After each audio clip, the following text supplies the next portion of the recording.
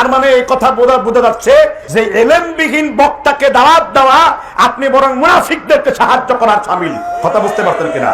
হ্যাঁ, আপনি যদি বড় আলেম নাও হন, কিন্তু যতটুকু জানেন প্রমাণ সহকারে মানুষকে জানান। বাল্লিগু আন্নী ওয়ালাউ আয়া, তোমরা একটি আয়াত শিখো, মানুষের কাছে আয়াতটা পৌঁছে দাও। নামের আগে ডিগ্রি লাগবার প্রয়োজন নাই। তুমি বলো আমি একজন দায়ী, যেমন জাকির নায়েক একজন দায়ী। তোমরা যে বলো জাকির নায়েক আলেম না, ওই বেটারা। জাকির নায়েক জীবনে বলছে আমি আলেম? আমি জাকির নায়েক সম্পর্কে বলতে কথা বলবো, তোমার তাবলিগের কাকরাইলের মুরব্বী যদি 40 চিল্লার বয়ান দিয়ে মসজিদ ফাটায় ফেলতে পারে, 6 চিল্লা 7 চিল্লা 8 চিল্লা 1 সাল জীবন চিল্লা ফাজাইল আমল, ফাজাইল জিকির, ফাজাইল দরুদ, ফাজাইল হজ পড়ে যদি মসজিদ ফাটিয়ে ফেলতে পারে, তাকে যদি তুমি এটা দিতে পারো যেখানে জাল এবং জয়ীফ হাদিসের সিরিজ বুক, তো সেখানে দেখেন না কোরআন হাদিস পড়ে বয়ান করছে, তোমাদের তো অ্যালার্জি কেন? তার মানে হলো একটাই, সমগ্র মুনাফিক গোষ্ঠীর সাথে এই গোষ্ঠীটাও মিলেছে, কারণ তারা মুনাফিকদের প্রমোট করছে, ঠিক কিনা? কারণ জাকির নায়েক হলো এই পৃথিবীর সর্বশ্রেষ্ঠ সম্পত্তির একটি। জাকির নায়েক চন্দন হয় না বনে বনে, জাকির নায়েক হয় না জনে জনে। আমার কোন মায়েরা আজ পর্যন্ত জাকির নায়েকের মতো একটা বাচ্চা সারা বিশ্বে এখনো পর্যন্ত জন্ম দিতে পারে নাই। তো তার বিরোধিতা করছে এক শ্রেণীর লোকেরা। এগুলো সব মুনাফিকের গোষ্ঠী, ঠিক না ঠিক? যারা সহিহ হাদিসের আহলুল হাদিসের মাহফিল বন্ধ করতে চায়। গত রাত্রে মাহফিল ছিল আমার চাঁদপুরে।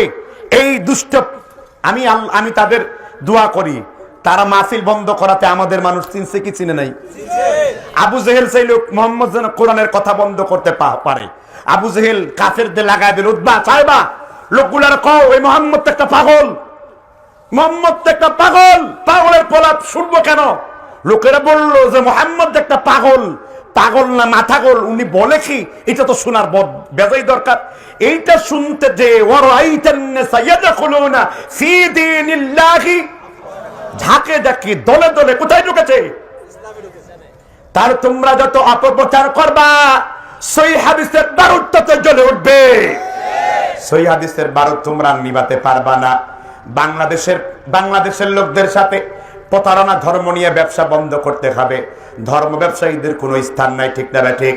তুমি হানাফি হও, মালিকি হও, শাফি হও, হাম্বলি হও, কিন্তু তুমি কোরআন এবং হাদিসের সাথে খিয়ানত করবে না। এটা তোমার আমানত।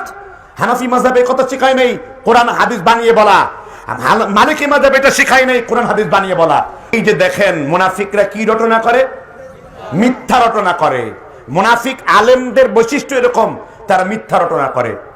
বাহাসে যশোরে বাহাসে মুজাফফর বিন মুহসিনের রাসূল সাল্লাল্লাহু আলাইহি সাল্লামের একটি সালাতের বই লিখেছেন না, জাল ও জয়ীফ হাদিসের কবলে রাসূলুল্লাহ সাল্লাল্লাহু আলাইহি সাল্লামের সালাত। সেইখানে মুজাফফর বিন মুহসিন লুৎফর ফারাজি, কোনো তো জ্ঞান নাই উলুমুল হাদিস, উসুলে হাদিসের। সেইখানে তিনি দারাকুতনির রেফারেন্স দিয়ে বলেছেন যে সালাতে ইমামের পিছনে সূরা ফাতিহা পড়তে হবে না।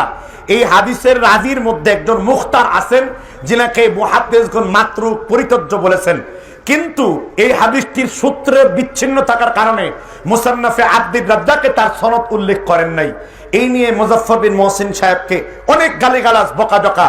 কিন্তু যখন তাকে ধরা হলো যে আপনি কেন সহিহ আকীদার লোকদেরকে লা মাযহাবী, ইহুদি খ্রিস্টানদের দালাল, বিভিন্ন মিথ্যা প্রতিপন্ন করেছেন, মুহূর্তের মধ্যে ওই মুহূর্তে ওই স্টেজে এই কথা বললে যেহেতু সে ধরা খেয়ে যাবে, মানুষের কাছে জিতার জন্য, মানুষের কাছে বাহবা প্রশংসা করাবার জন্য তিনি ওই মুহূর্তে বলেন যে না না না, এই বই আমি লিখি নাই, অথচ তার লিখিত বই। এর মানে হলো কি, যখন তারা সুযোগ পায় হকের বিরুদ্ধে, তারা সত্যের বিরুদ্ধে কি রটনা করে? কি রটনা করে?